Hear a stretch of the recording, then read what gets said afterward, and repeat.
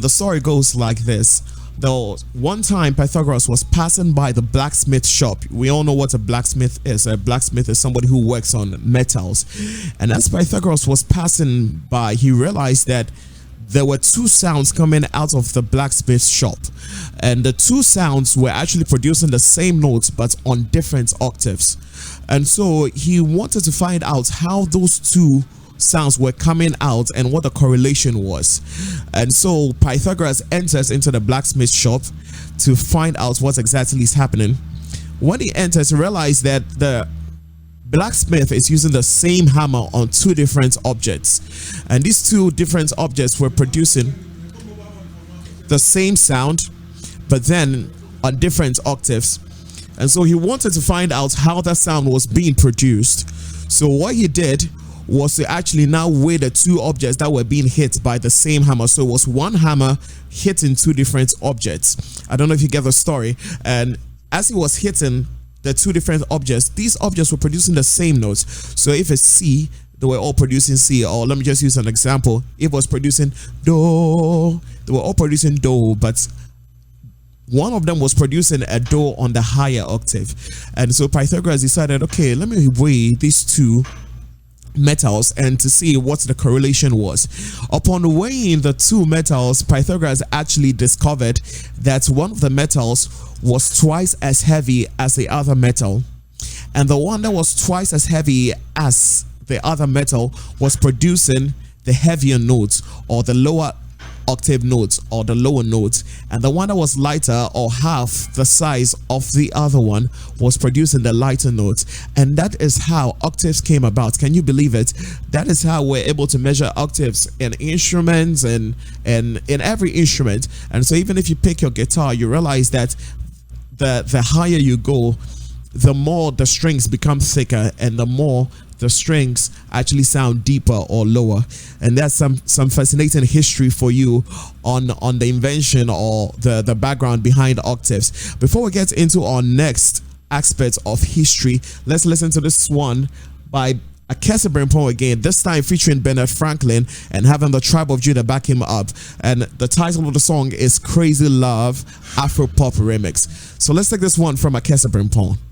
Lovely one from the camp of Akesebrimpo, featuring Bernard Franklin, the Nigerian superstar who's taking Ghana by storm. And the song is Crazy Love Afro Pop. And so I want to talk about the history of the guitar. Most people associate the guitar with the Latinas, and rightly so, because it actually started from Spain of all places, and actually was invented from the medieval guitar, which is a bit different from what we had today. And the guitar actually was invented in the 16th century. That means in the 1500s. That's when the guitar was actually invented. And the guitar was actually a 4-stringed instrument. Would you believe that? A 4-stringed instrument before what we have today. Today what we have is a 6-stringed guitar. But initially started off as a 4-stringed instrument, and it had the keys C, A, and D. C, F, A, and D. Those were the 4 strings on a guitar. Fascinating, right? So we'll come back to you with more interesting stories on the guitar. So that's a lovely one from the camp of Calvis Hammond featuring Coda, and the title is Irradie. Now I want to switch up and then go to the history of the keyboard. Now the keyboard is an instrument which most people call organ. I don't know where that thing is from, but a lot of people assume or call the keyboard the organ, especially the old folks. Mami organ or anama organ in Kosro, the organ. But actually the name is the keyboard. But the keyboard has a history. It initially was the harpsichord. The real difference between the harpsichord and then the piano was actually the advantage of now having control over volume. With the harpsichord, people could now not control the volume. And so there was a guy who from Italy, his name is actually Bartholomew Christopher. the spelling of Christopher is actually Christ and Ofori, and I'm sure if you're Ghanaian you must be laughing at that. Yes, the name is Bartholomew Christopher. So Bartholomew Christopher actually started off with the invention of the piano, and the reason why he invented the piano was because he was dissatisfied with the lack of control over the volume of the harpsichord, and so he invented the keyboard. The initial name that Bartholomew Christopher actually gave the keyboard actually was the harpsichord that could both play loud and soft sounds, and so initially that was the name that was given to. I can't say it in Latin though, but you get what I'm trying to say. So translated into English, the initial name was the harpsichord that can play loud and soft sounds, before it was now renamed into the keyboard. And now, so the keyboard was actually invented in the year 1700, and that's how far back the keyboard goes. In the year 1700, the keyboard was actually invented by Bartholomew Christopher. Drums. How about drums? I'm sure you must be asking as a drummer yourself. Drums was actually invented in, guess, not Africa, but in China. China of all places, yes.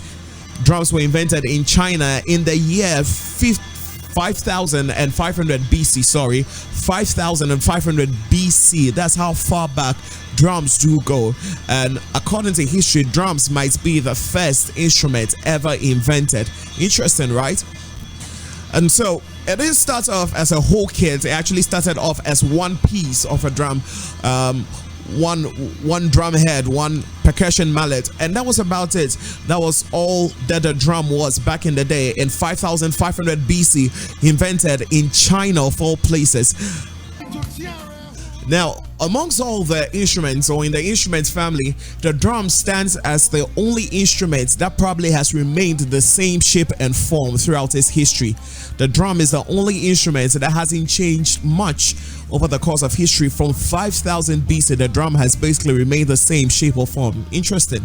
We have messages coming through from Michael Ajalu Jr. Michael Ajalu Jr. says that that's what's up. I see you, brother. Clap your hands and join me in this time of worship. Give him worship. Give him praise now. We also have Samuel Day commenting. Samuel Day says that, wow, interesting history of octaves, right? This is interesting because Pythagoras, is actually known so much for his contribution to mathematics and not so much for his contribution to music. He's worthy of worship. He's worthy of praise now. Well, let me add more to Pythagoras' credits. Pythagoras also has a contribution to the circle of fourths and the circle of fifths, and all these are theories. Probably you might be wondering, what are these things that this young man is talking about? We'll delve more into it, and so stay with us every Saturday from 7 a.m. to 9 a.m. on the choir practice. This month we're going to bring you some of the best resource persons you could find across the length and breadth of our country and beyond. We're going to have Emmanuel Child Haick come through, the piano beast.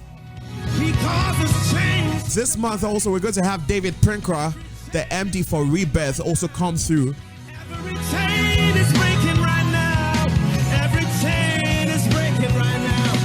We also promised to get you Billy Selassie, one of the greatest keyboardists I've ever seen, who happens to be music director for Kwal Clote, for Jeshua and Autry, and for Ike Nano as well.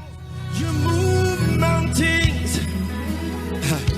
If you believe it tonight. And if time allows us, we're going to have also Nayao Apare, who also happens to be the music director for Team Eternity. I'm sure you've heard the song Yehovah, eh. Strongholds to breaking. Strongholds to breaking.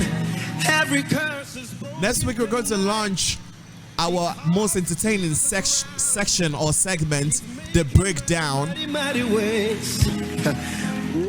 And this is where we're going to break down chord progressions, we're going to break down harmonies, we're going to break down the LVs of songs, so that people who actually don't get their parts, people who don't get their progressions, people who don't get what harmonies to sing actually get in on it. And so as we wrap up, I would like to remind you that you've been listening to us on TCA Radio. You can find TCA Radio on Modern Ghana Radio, on Zeno Radio, on Radio Garden, and also on Radio Online Live. You can follow our social media handles on Facebook, The Christian Avenue, on Twitter, The Christian Ave, on Instagram, _Christian_Avenue. And I've been your host, Johnny Haick. You can find me on IG on Johnny_Haick, on Facebook, Johnny Haick, on Twitter @Haick Johnny. And this has been the first edition of the choir practice. I'm going to go on and step out of your way and wish you the best of luck today. Have a great day, and know that God is always going to make a way where there seems to be no way. Shalom.